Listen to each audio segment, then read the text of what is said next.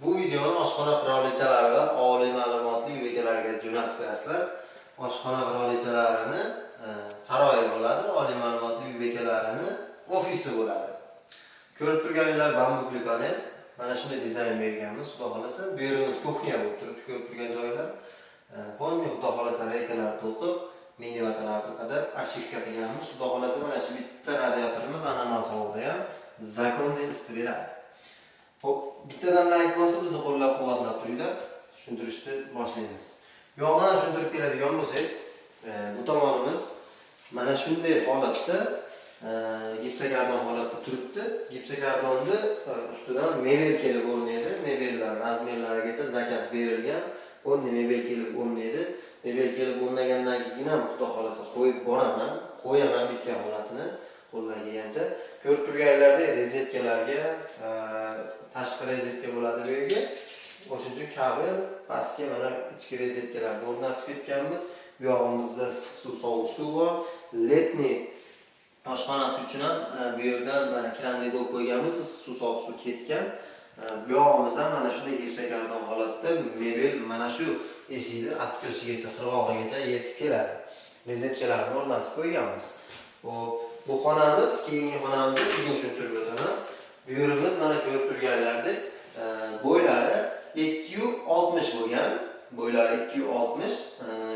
Bunaqasiga 350, bunaqasiga 3 metr bo'lgan. Nariga xona ham xuddi shu razmerda bo'lgan. Hop, bu yog'imizdan tashqaridan shunday eshik, tashqaridan kirishga, bu yog'imizdan esa keyingi xonaga o'tish uchun eshik. Ukuli chatirlar o'rnatib qo'yganmiz. Ikkitali ukuli chatir, bittasi lyustramiz uchun, yana bittasi mana shunday bir podsvetlarimiz uchun o'rnatilgan.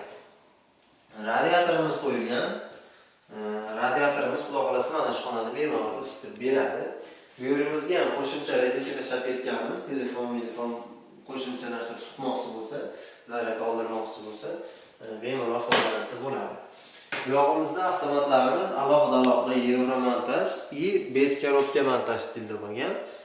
Relay напряженияmiz qo'yilgan. Xudo xolasa tok kuchlansa yoki pasaysa, avtomatik oshxonaning jihozlarini himoya qiladi.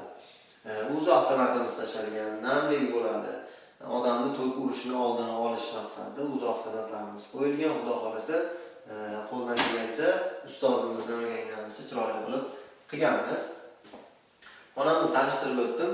Pollariga keladigan bo'lsak, pollari laminat bo'ladi. Hozir steyshka holatda, chunki steyshkasi 100% oqarib qurigani yo'q. Patologimiz Decor Plus, qovurg'ali Decor Plusdan ishlatganmiz. Mana shunday ko'rinishda berib turibdi xudo xolasa.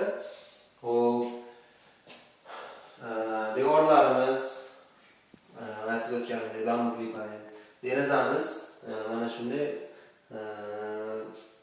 plastik derazalardan ishlangan. U bilan bu qandaydir rosa bir-biriga mos tushdiki, stiklarimiz polni qora qildik. Stiklardan ko'rib turibsizlar, polni qora bo'lgan, oqqa qora boshqacha turgan. Meni nazarimda. Sizlarga qanday kommentariy yozib ketasizlar? Yoqqan bo'lsa yoqdi, yoqmagan bo'lsa yoqmadi deb yoki o'zingizlar fikringlarni. Oq devorlarimiz oq bo'lgani uchun qora rezetka ключаторlarni qorasidan ishlatganmiz. Bu yog'imizda ham mana shunday qora svetlarimizdan foydalanganmiz.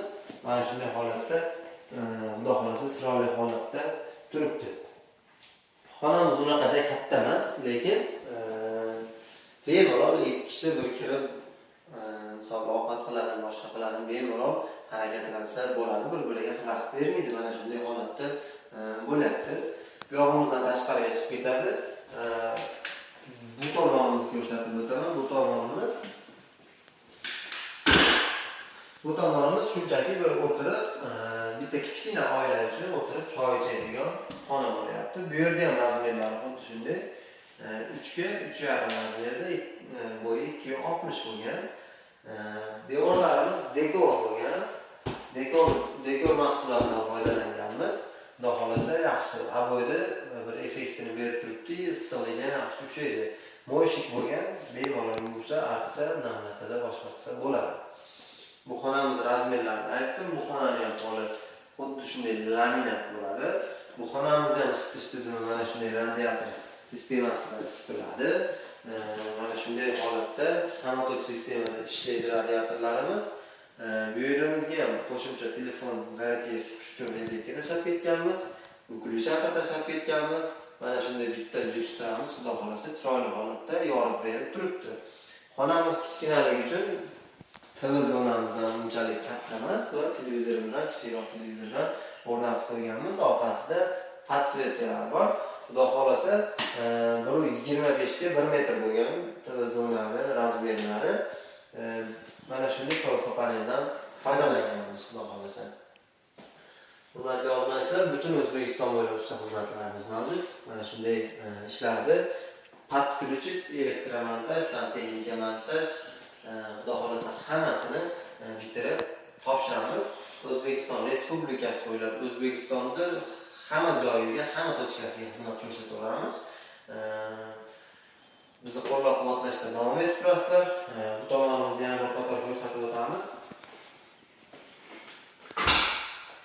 Bu yog'imizda mo'shik bo'lgan, bemalol bir yog' ushlamaydi. Yog' ushlasa ham bir namlantirda artsa yoki yuvsa bo'laveradigan mahsulotdan foydalanganmiz.